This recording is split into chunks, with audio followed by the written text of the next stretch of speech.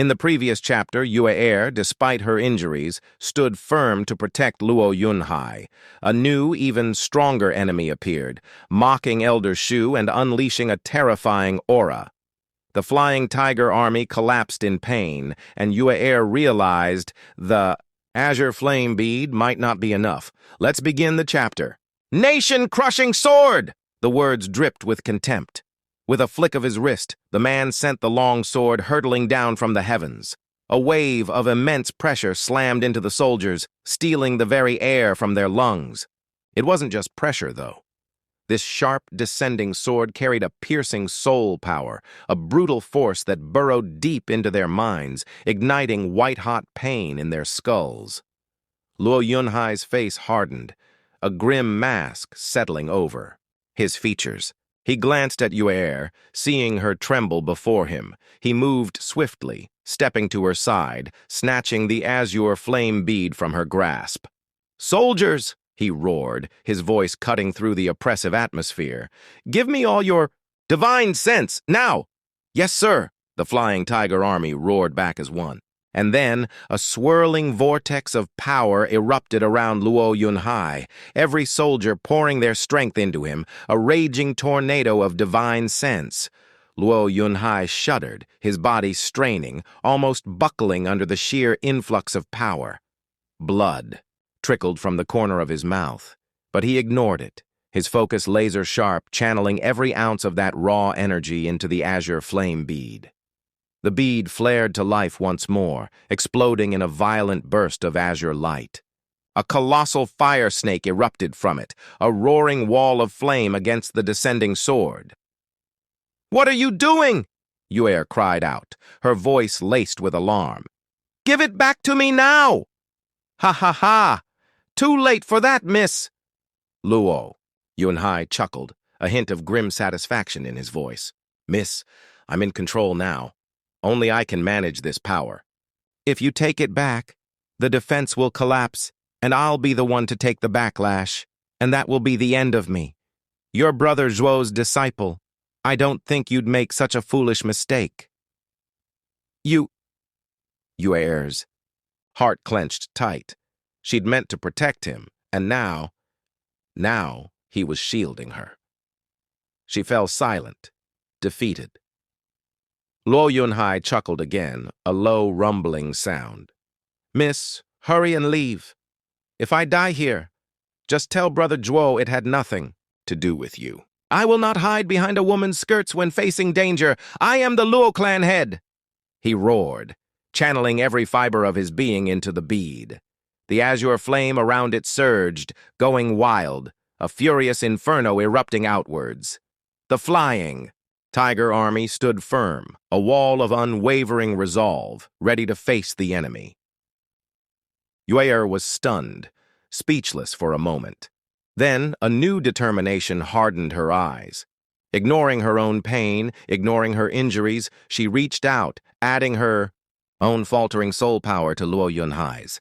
"Miss," Luo Yunhai began, his voice strained, "with your wounds, how can you even consider doing this? Just leave, please, while you still can." Yuesher's brow furrowed, a stubborn line forming between her eyes. "Master gave me that bead, and there is absolutely no way I am leaving here without it. We'll stop this soul attack, and then you'll give it back to me." Her voice brooked no argument. Luo Yunhai looked at her, a long, deep look filled with a mixture of emotions. Then he shook his head slowly, a sigh escaping his lips. "Cocky much?" the sword-wielding man sneered, his voice dripping with disdain. "You actually think you can stop my dipper sword soul? I'm not like that weakling Elder Shu stuck in the third layer. My soul is not some fragile thing. You have absolutely no chance of blocking this with your pathetic cultivation." He roared, and the sword soul plunged downwards with terrifying speed, accelerating its descent. The oppressive pressure intensified, crushing them, cracking the earth beneath their feet, sending plumes of dust billowing upwards. The azure flames, valiant but outmatched, shuddered and flickered, threatening to collapse at any moment. Coughs racked through Luo Yunhai and the army, blood staining their lips. Even the fire snake seemed to weaken, its vibrant azure dimming. A sadistic smile stretched across the man's face as he watched their agony. His power was leagues beyond the previous attack. 100,000 soldiers, it meant nothing. They were ants before a storm. Annihilation was inevitable. Shaking his head, a sense of resignation settling over him, Luo Yunhai turned to Yue. "Miss," he said, his voice quiet. "It seems you've missed your chance to escape. It looks like we shall die together." Is dying alongside the Luo clan head really so unfitting? Yue asked, a faint, almost playful eyebrow cocking upwards. Luo Yunhai chuckled, a low, soft sound. "No," he admitted. "Perhaps this is the only good thing to come of our demise." Yue grinned, a small, genuine smile, and closed, her eyes accepting the inevitable, waiting for the final blow. The crushing pressure had almost extinguished the azure flame's valiant defense. The glinting edge of the sword grew larger, closer, an unstoppable force poised to obliterate the 100,000-strong army. "Yeah!" Yue Ling's desperate cry tore through the air. She watched in helpless agony, trapped in her own battle, powerless to save her younger sister. All she could do was witness her impending death. The other demon-scheming sect experts were equally ensnared in their own fierce fights, unable to offer any aid. Disaster loomed, absolute and inescapable. Even Zhuo Fan, locked in his brutal clash with sect leader Xuan, showed no sign of intervention. Though he could end it all in an instant, he held back. He watched, a cold observer. He needed to know, after all these years, if the elders and venerables he had placed in the Luo clan would rise to the occasion, would jump to the rescue. If they proved incapable, he would deal with it later, back home. A thorough lesson was in order. If they proved unwilling, a house cleaning is long overdue. "Luo clan head," Yue murmured, her voice soft, almost dreamlike. "Did you know? I've always been someone's burden, unable to die even when I wished for it. Then I met Master, and my life finally changed, though honestly, not much changed my mind about living. But now, just as death is upon us, I find I want to live on." Yuer's eyes remained closed, no longer focused on the descending sword of death. She felt the cold tendrils of oblivion creeping in, a strange sense of peace washing over her. "Is it karma?" she whispered. "Or providence?" Luo Yunhai looked at her, his gaze deep and searching. He reached out, gently taking her hand in his. "Death," he said, his voice calm, steady. "Death may come at any time. All that truly matters is that you make your life worth living. And though we face death now, it doesn't feel so bad. Not like this." Puff! A soft giggle escaped Yuer's lips, a sound of unexpected lightness, devoid of fear. Above, the Sword Soul Elder's face twitched in incandescent fury. "For God's sake, if there's one thing I despise more than anything, it's watching couples get all lovey-dovey right before they die. Stop ignoring me!" he snarled, making a swift hand sign. The Sword Soul surged downwards, accelerating to an impossible speed, its razor sharpness now screaming through the air, a palpable pressure that intensified the throbbing agony in their heads. Their final moments were upon them.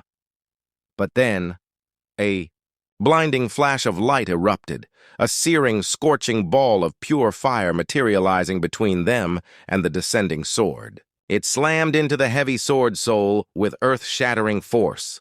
Boom! The long sword and the fireball recoiled from each other, separated by the violent explosion. But the raw power of the clash ripped through the area, a shockwave that sent even the weaker ethereal stage experts stumbling backwards, reeling from the impact. Whoosh! The longsword, now faltering, returned to its master's side, hovering weakly. The sword-wielding man staggered, a gasp escaping his lips as blood gushed from his mouth. He stared down in disbelief, then in incandescent rage. A melodious voice chuckled, light and teasing. "Well now, it seems the Luo clan has acquired itself a madam. That's certainly cause for celebration, ha ha ha." An elegant figure in white descended gracefully before the army. Shui Qingjian. Luo Yunhai's face lit up, pure joy flooding his features. "Sister Sui!" Shui Qingjian's face was pale, her breathing ragged, shallow. Yet, she still managed a radiant smile. Qiu Yanhai coughed, wiping blood from his own mouth, walking to stand beside her. "Clan head," he said, his voice gruff. "We came to assist Steward Zhuo. Could you possibly try to keep your mind on the mission?" "Old Qiu, that's my line," a mocking voice interjected from the side. Li Jingtian. "In the Luo clan, you and Qingjian are practically the only proper couple back home." True, Qiu Yanhai grumbled, but a faint smile tugged at his lips. "Indeed." The heaven and earth sages chimed in from the other side, nodding in agreement, a rare moment of levity amidst the carnage. Seeing them all there, Luo Yunhai was overwhelmed with relief, with joy. Yue Er, however, was stunned. She knew ethereal stage battles were savage, brutal wars of attrition. How had they finished their fight so quickly? But as she looked closer, she saw it. The blood. Everywhere. Luo Yunhai's brow furrowed, a tremor in his voice. "Elder Li, how could you?" Li Jingtian chuckled, glancing at the crimson staining his robes. "It's nothing, clan head, just the price of shortening the fight." "What?" Luo Yunhai's eyes widened, scanning the 5 venerables before him. Each one bore wounds, some deep, some numerous, but they stood there, unwavering, dismissing their injuries as insignificant. Tears welled in Luo Yunhai's eyes, blurring his vision. He understood. They had risked everything, their own lives, abandoning their hard-fought battles, all to save him. This immense, selfless favor struck him to his core, filling him with a gratitude so profound it was almost unbearable. Zhuo Fan grinned, a wide, knowing smile. Heaven, earth, water, fire, and madness. The 5 high venerables he had chosen for the Luo clan. They hadn't let him down.